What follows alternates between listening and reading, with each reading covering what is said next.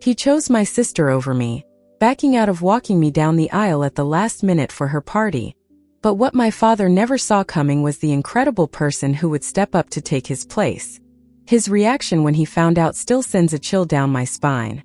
Growing up in a middle-class neighborhood in Allentown, Pennsylvania, our family looked picture-perfect from the outside. Every spring, Mom planted tulips and Dad would spend weekends teaching me how to ride a bike or throw a baseball. My father, Richard, was my absolute hero when I was little. He'd ask about my day ahead while Mom packed my lunch. "Adrian, you have the brightest mind I've ever seen," he would tell me, his eyes crinkling at the corners. Those words were my entire world. I knew my dad would be there to help me build the best science fair volcano or craft the perfect history presentation. Then he'd take me out for ice cream to celebrate. Within 3 months, we got the devastating diagnosis: stage 4 pancreatic cancer. When she passed, it left a gaping hole in our family that we never really learned how to fix. My sister Vanessa is 3 years older than me, and our relationship was complicated from the very beginning. Even before Mom died, Vanessa seemed to resent the close bond one had with our father. But for Vanessa, every compliment I received was a personal insult to her. I think it was his way of avoiding the painful emptiness of our home. At just 15 years old, she appointed herself the new lady of the house. "Dad is dealing with enough without your constant neediness," she'd scold when I'd ask when he might be home for dinner. "He has important clients to take care of. We need to be strong for him." I watched as Vanessa morphed into someone I barely recognized. She started cooking meals, though they were nothing like Mom's. Or, Adrian said she doesn't need you to come to her band concert because she knows how busy you are. When in reality, I had been counting down the days, praying he would be there. By the time I was in high school, Vanessa had spun a completely false narrative about me to our father. According to her, I was rebellious, ungrateful, and only cared about my friends. The truth was, I had retreated into my studies and my art. The ultimate betrayal happened during my junior year. I was nominated for a prestigious art scholarship. The night before, I overheard Vanessa on the phone with him. "Adrian told me she doesn't want to make a big deal about tomorrow," she said. The next day, I sat all alone at the ceremony. I watched other students with their proud parents as I went up to accept my award. Dad sent a text message, "Congratulations," mentioning he had an important client dinner. I found out later from his assistant that Vanessa had called his office.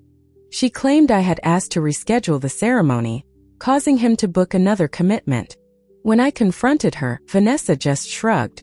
"You always want all the attention," she said. "It's pathetic." By 18, I couldn't wait to get out of there and go to college.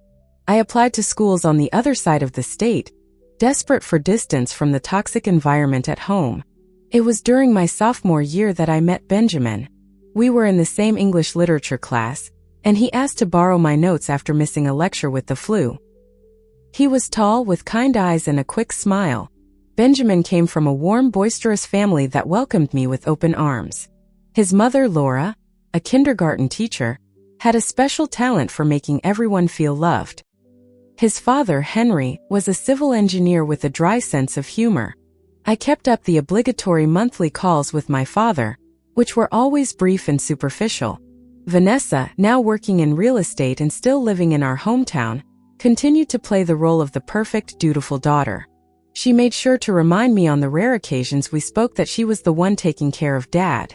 The wounds from my family were still there, but I had built a new life for myself, a life where I was valued and loved. He planned an entire day that mirrored our first dates.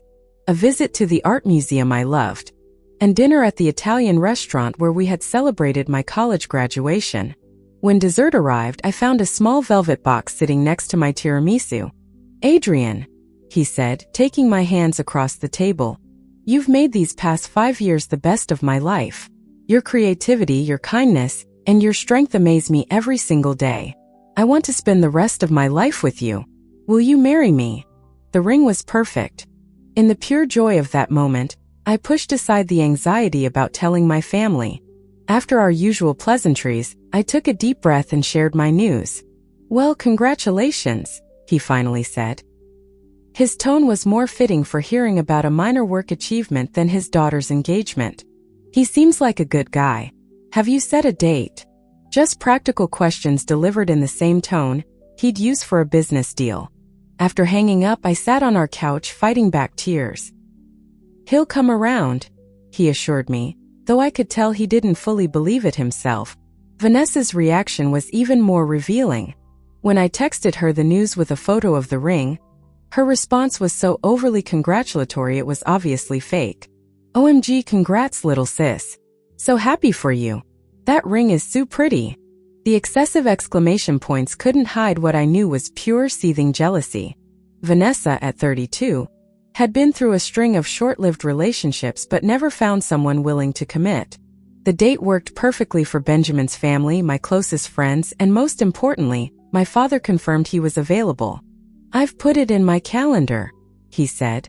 Vanessa mentioned it to me as well. Actually, Dad, I started carefully. I was hoping you would walk me down the aisle. There was another pause, but this time when he spoke, I could hear genuine emotion in his voice.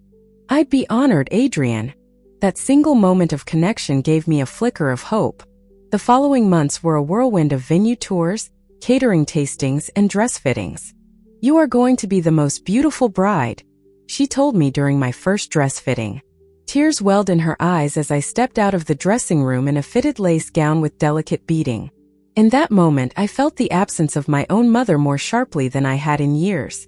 Your mom would be so proud of the woman you've become. Unlike other older relatives who asked polite but generic questions, Jack listened intently and offered thoughtful insights. That's a rare gift. My father would confirm his attendance during our calls but never asked any questions about the wedding plans. Vanessa had declined my offer to be a bridesmaid, claiming she had work commitments, though she did say she would attend. She was scouting venues, discussing catering options, and mentioning June as a target date. A knot of anxiety started to form in my stomach, but I tried to ignore it and focus on finalizing our own plans. The bombshell dropped exactly 3 months before our wedding day. Vanessa called me on a Sunday afternoon, her voice dripping with fake sweetness. Adrian, I wanted to let you know personally before you see it on social media. I'm hosting a career achievement party on June 15th. I've finally hit my sales target to become a broker, and the firm is throwing me a huge celebration. Vanessa, that's my wedding day. You got the save the date card 8 months ago. Dad can attend both events, she replied smoothly. He's so proud of my achievement, but I'm sure he'll make it to your wedding too. It's not that far of a drive. The country club was nearly 2 hours away from our wedding venue. It would be physically impossible for anyone attending her event to arrive in time for our ceremony, especially the father of the bride, who needed to be there early. Yes, she mentioned it, he replied casually. It's unfortunate timing, but these work events can be hard to reschedule. It's a big achievement for her. I'll make it work, Adrian.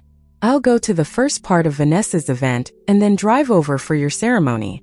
There's no need to make this a bigger issue than it is. But as the weeks ticked by, I could feel my father wavering. During our calls, he started mentioning the traffic between the venues. He wondered if I really needed him there for the pre-wedding photos.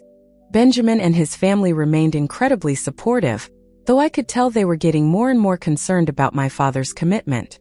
Then, just 2 weeks before the wedding, I got the call that confirmed my worst fears. Adrian, he began, his voice stiff and uncomfortable. I've been thinking about the logistics for June 15th, and I just don't think I can make it to the ceremony on time. Vanessa's event is really important to her career, and as her father, I need to be there for the whole thing. The timing just doesn't work out. So you're choosing not to walk me down the aisle at my wedding. Someone else. I should be able to make it by 7 o'clock or so, depending on traffic. After mumbling goodbye, I dropped the phone and just collapsed onto the floor in tears.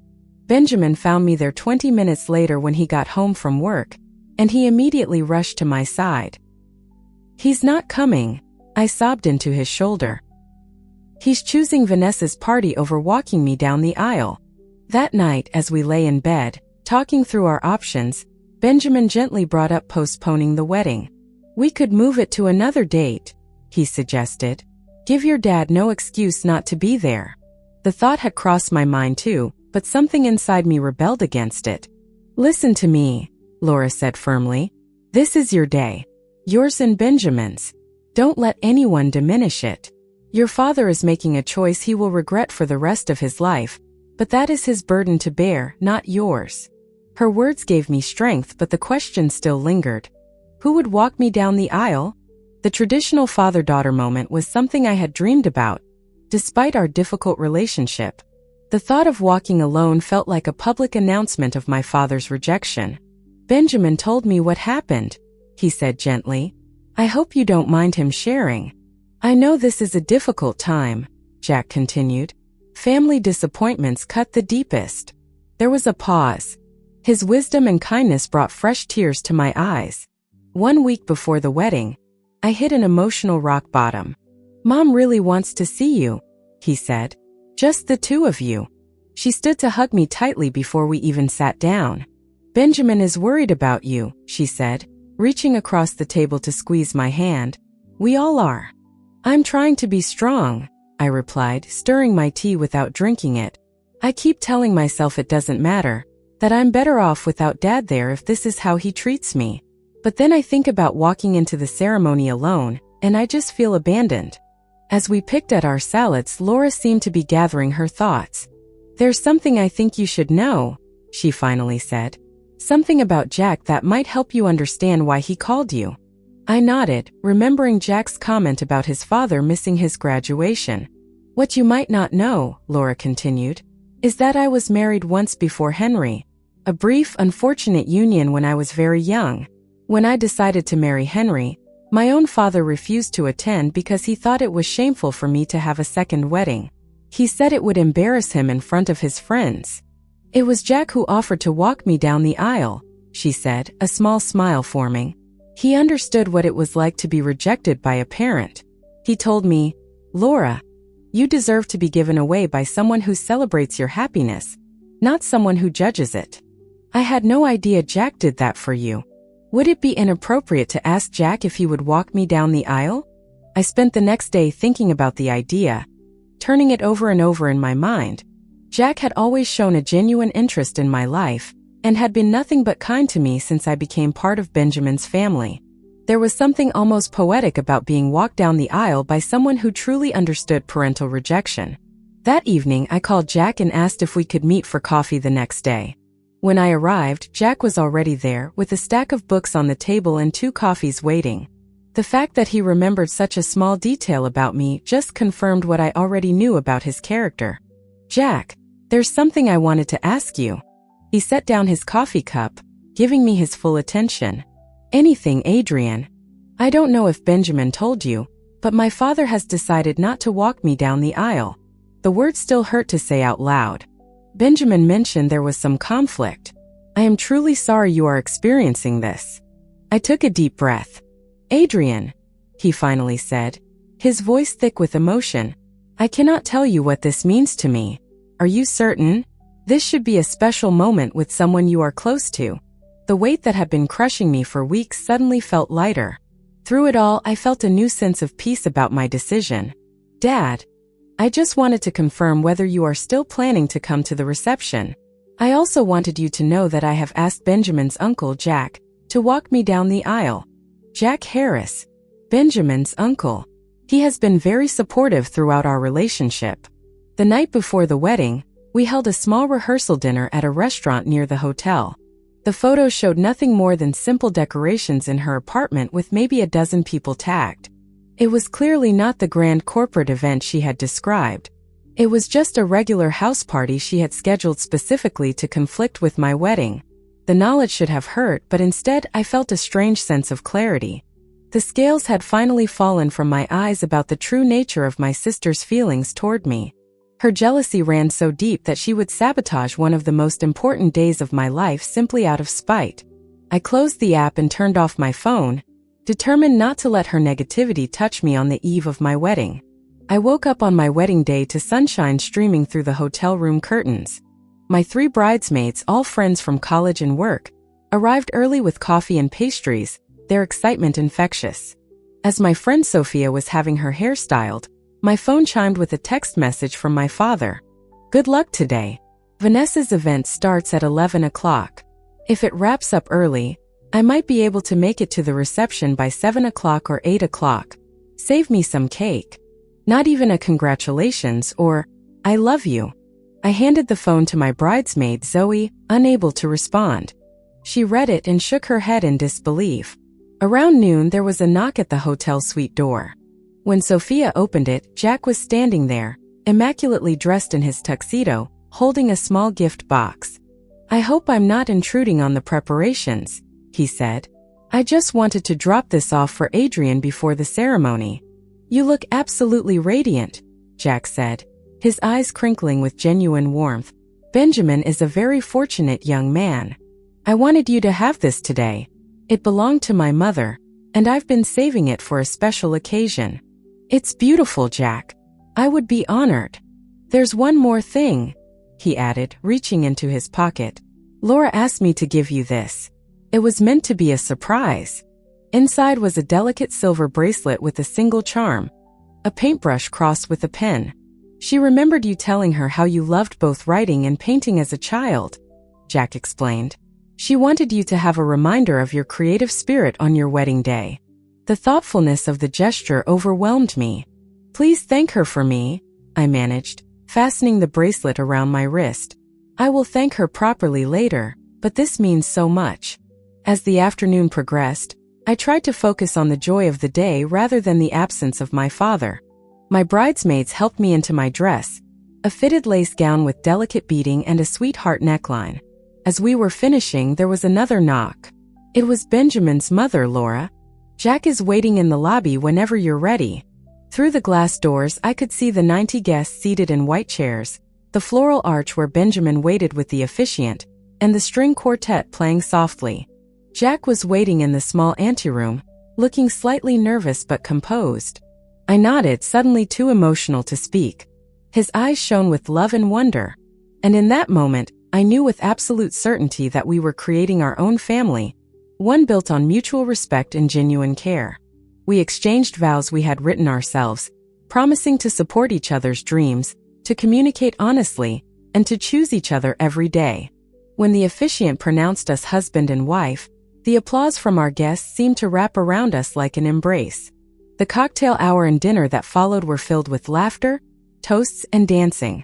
Benjamin's father gave a heartfelt speech welcoming me to the family, and Jack's toast brought happy tears to many eyes as he spoke about the privilege of watching young love blossom and grow. Thomas was my mother's nephew, and while we weren't extremely close, he had always been kind to me. He was also one of the few family members who had maintained relationships with both Vanessa and me over the years. After greeting him with a hug, I commented on his late arrival.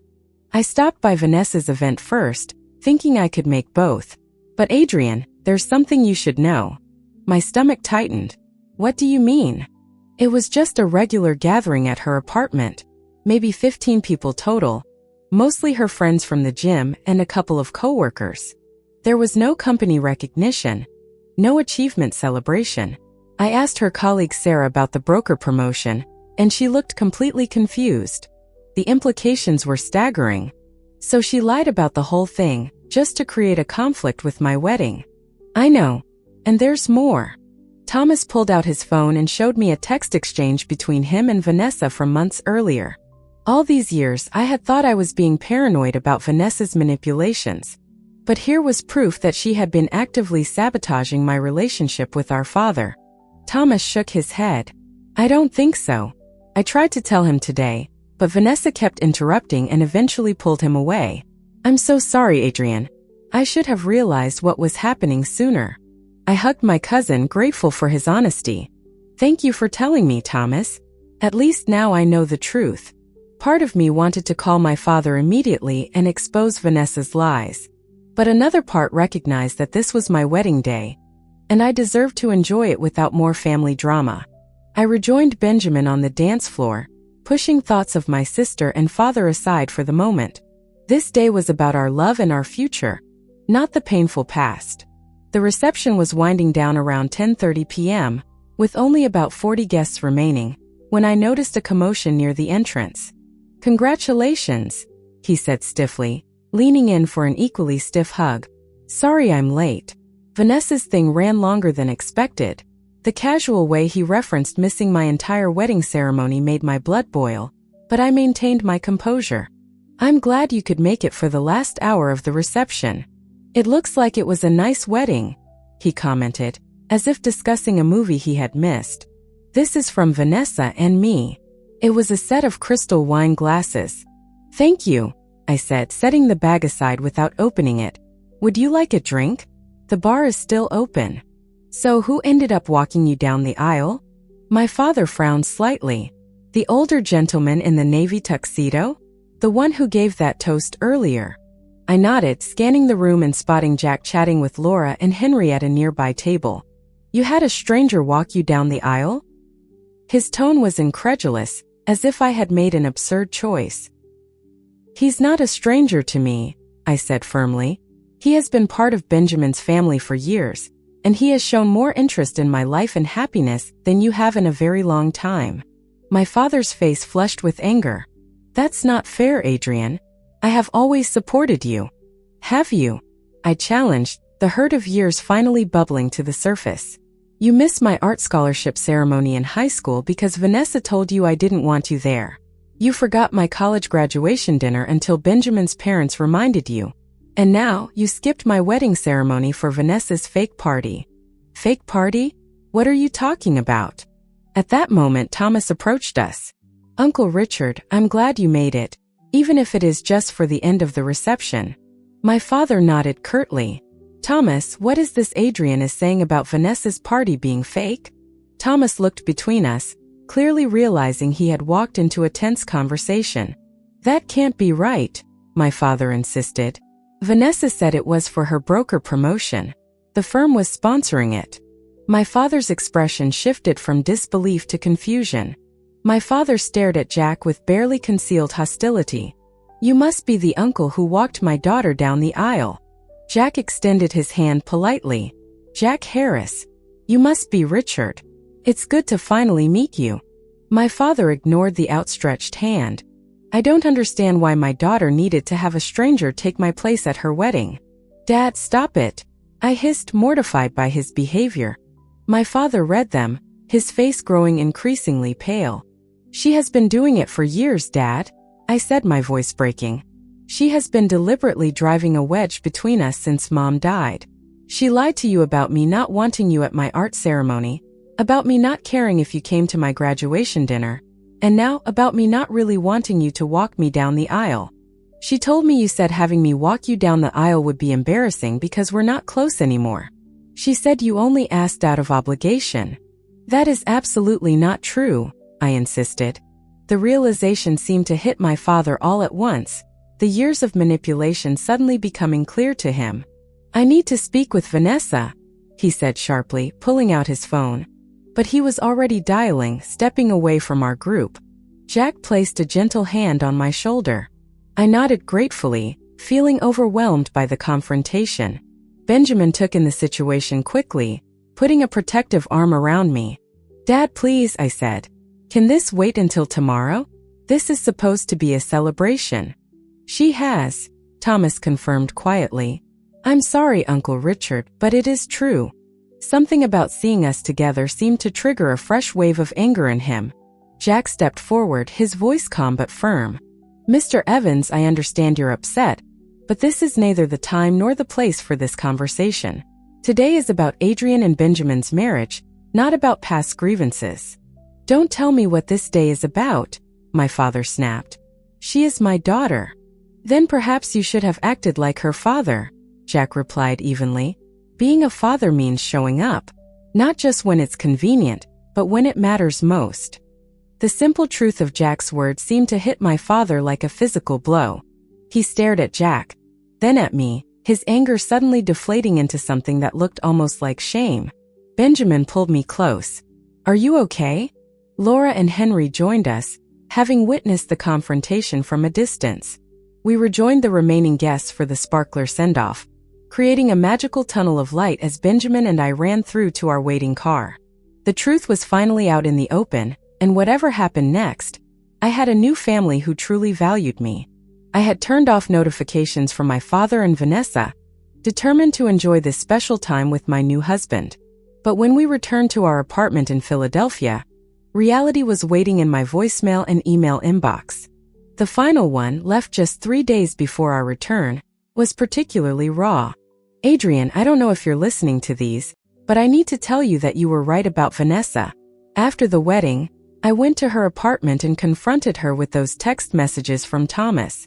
First, she denied everything, but when I pressed her, she finally admitted the truth. She's been manipulating both of us for years, telling me you didn't want me in your life while telling you I was too busy for you. I can't believe I was so blind. I understand if you never want to speak to me again, but I hope someday you'll give me a chance to make this right. I am so sorry I missed your wedding. It was unforgivable. There were no messages from Vanessa, just a terse email stating she was taking some time away from family drama and would be traveling for work indefinitely. I sat on our couch, staring at my phone long after the messages ended. Benjamin sat beside me, holding my hand in silent support. Do you want to call him back? I considered the question carefully. Jack never pressured me about reconnecting with my father, but his own experiences offered a valuable perspective. A month after we got back, I finally called my father. We arranged to meet at a neutral location, a cafe halfway between Philadelphia and Allentown. He was already there when I arrived, looking older and more tired than I remembered. We sat down, ordering coffee to give our hands something to do. I don't even know where to begin, he said after our drinks arrived. I failed you so completely. I never wanted to pull away from you, I said. I just couldn't handle Vanessa's constant manipulation. It was easier to keep my distance. I understand that now, he replied. After the wedding, when I confronted her, she admitted everything. She's been jealous of our relationship since you were a child. She felt I always favored you, and after your mother died, she saw her chance to have me all to herself. We talked for nearly 3 hours, sorting through painful memories and misunderstandings. He nodded, accepting my boundary. Take all the time you need. I'll be here when you are ready. Over the following months, we began a slow, careful reconciliation. I introduced him properly to Benjamin's family, including Jack, who showed remarkable grace in welcoming my father despite their awkward first meeting. It was a tentative step toward blending our families, and while it was a little awkward, there was a genuine effort from everyone. After dinner, I found my father and Jack in the living room, deep in conversation. I want to thank you for being there for Adrian when I wasn't, my father was saying. Walking her down the aisle should have been my privilege, but you did it with honor. Their conversation gave me hope that maybe, with time and effort, the wounds of the past could truly heal. Vanessa remains distant. 6 months after the wedding, we hosted our first Thanksgiving as a married couple. Vanessa was invited but declined without an explanation. As we went around the table sharing what we were thankful for, my father's voice broke with emotion. I'm thankful for second chances, he said simply, and for a daughter whose capacity for forgiveness humbles me every day.